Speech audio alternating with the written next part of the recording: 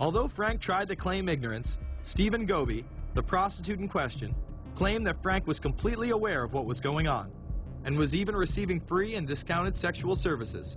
The fix seemed to be in.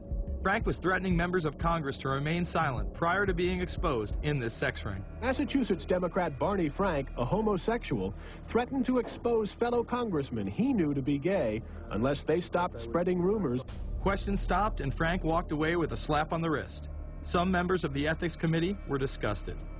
Do we tolerate, do we condone a member of this body who knowingly permits a house of prostitution to be operated out of his residence? You have just heard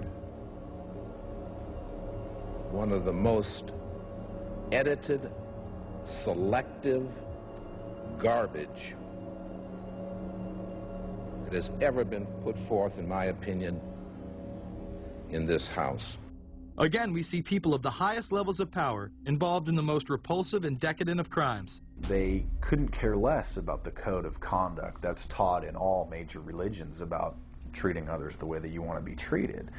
And then they masquerade, they put this false front on that they're like everybody else, because your average person wants to do right, believes in some sort of a karma, believes in some sort of a divine justice in the universe.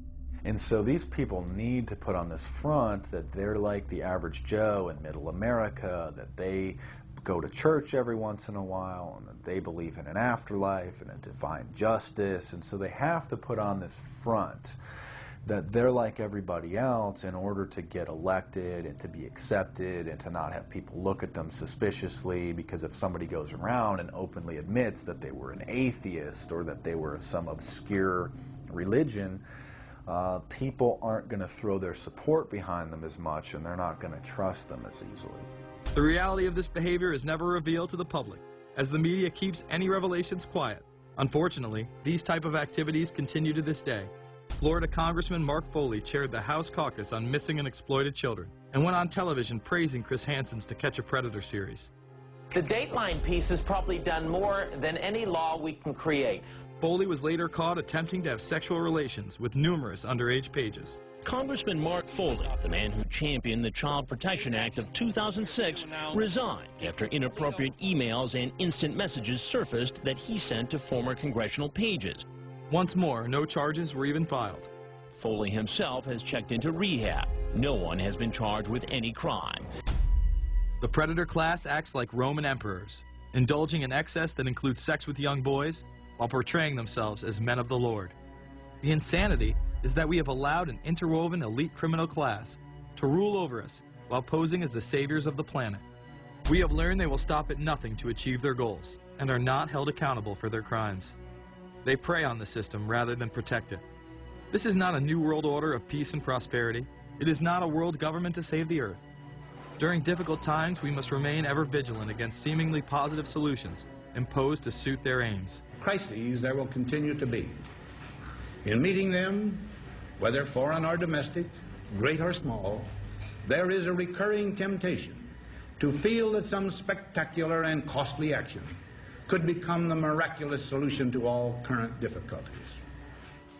We are threatened by a superclass that control the flow of information and hide technology from the public. The prospect of domination of the nation's scholars by federal employment, project allocations, and the power of money is ever present and is gravely to be regarded. We must also be alert to the equal and opposite danger that public policy could itself become the captive of a scientific, technological elite. It is time to put down the remote control, to turn off your Xbox, and start paying attention. It is time to step away from everyday luxuries and pop culture and take action against a monolithic, concentrated evil in order to save what's left of humanity. We must now trade in our apathy for action in order to defeat this invisible empire.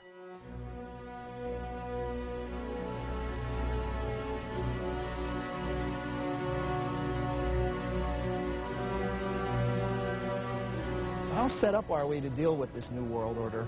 I think we're going to hear a lot about that today. Take the New World Order. It's an interesting phrase. I've been thinking a little bit about the structure of the world, right? The New World Order, as everybody says. The peace could yield to the pernicious New World Order. The New World Order. The New World Order. The New World Order. The New World Order. This New World Order. Stay fixed on your goal of imposing the New World Order. We kept talking about a New World Order. A New World Order. That's what we need now. A new world order with swing. One war and one victory doth not a new world order make. Conservatives used to believe in the United States of America rather than the United States of the New World Order. The ambition to create a new world order. Whose world order is this? And of course what he called it was the New World Order. Respect for a new world order. We can see a new world coming into view, et cetera, et cetera. That's the core of the new world order that we want to try to build. It's the sole superpower, new world order. New world order. A new world order. To a new world order of peace. Let's say a new world order, for want of a better term. Entities of the new world order.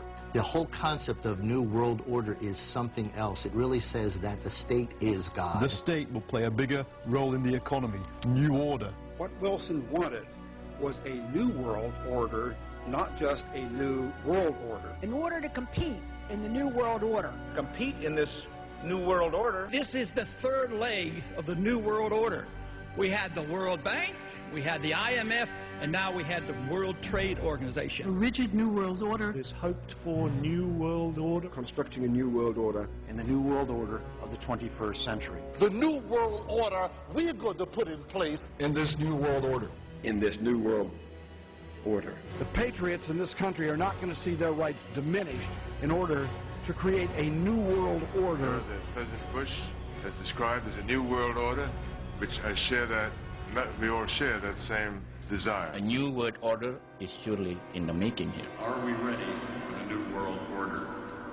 It's a timely and often controversial question. You don't hear a politician speak the way you do in America. It's about the future of Europe and a new world order. Mr. President, thank you so much, and I hope to have you again, and I hope to see you again.